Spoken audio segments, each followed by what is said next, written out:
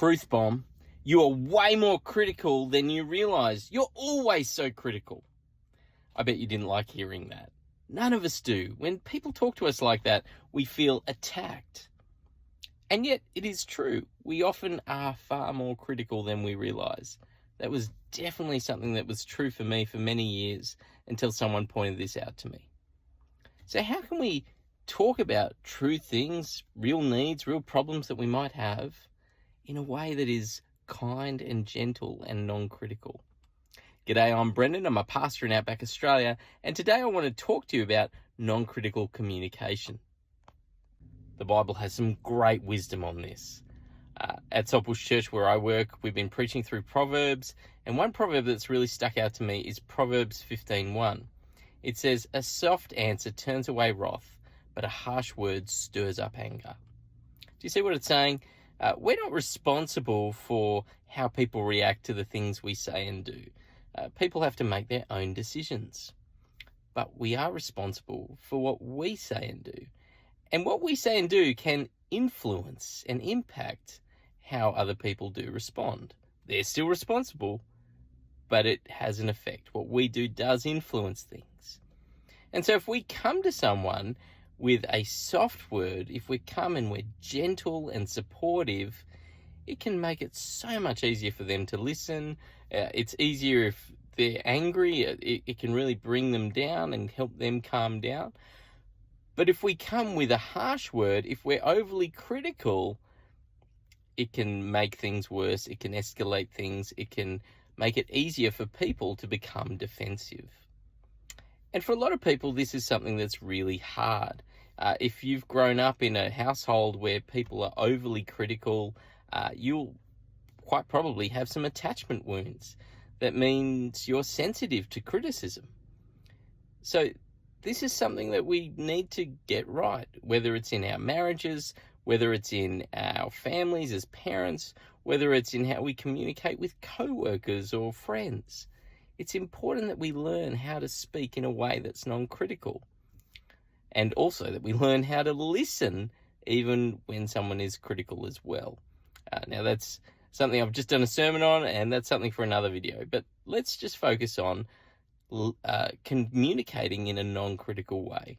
How do we do that? We do this by changing our perception and our speech patterns. When we say we change our perception, we're saying that we change the way we see ourselves and others and the world around us. And the gospel is a powerful tool that helps us with that. See, when we're harsh with others, when we're overly critical with others, it's usually because we're actually harsh and overly critical on ourselves. The neural pathways that are formed in the brain as we think about ourselves are the same neural pathways we use with others. It's easy because the brain's just looking for the easiest roads to use. And so we have to develop new pathways. And one of the things we can do is to think about ourselves differently. How can I see myself differently? Well, I have to see myself the way God sees me. God doesn't treat me harshly. He is soft and gentle and kind toward me. He forgives me. He loves me. There is no condemnation for those who are in Christ Jesus. God has shown me immense kindness. He's treated me better than any of my sins deserve.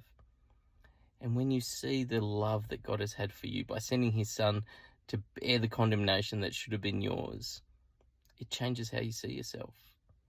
And when you see yourself differently, you start seeing other people differently.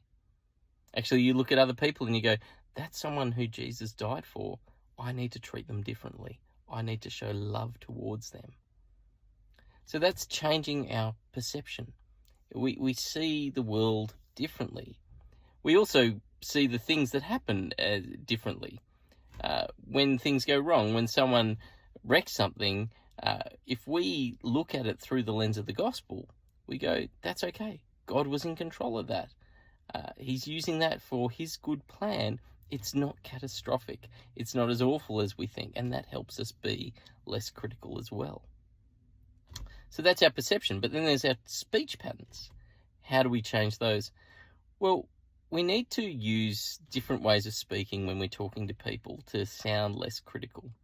So when I'm talking to someone, if I use "you did something," well, that's actually being quite accusatory, isn't it? So we want to use I statements.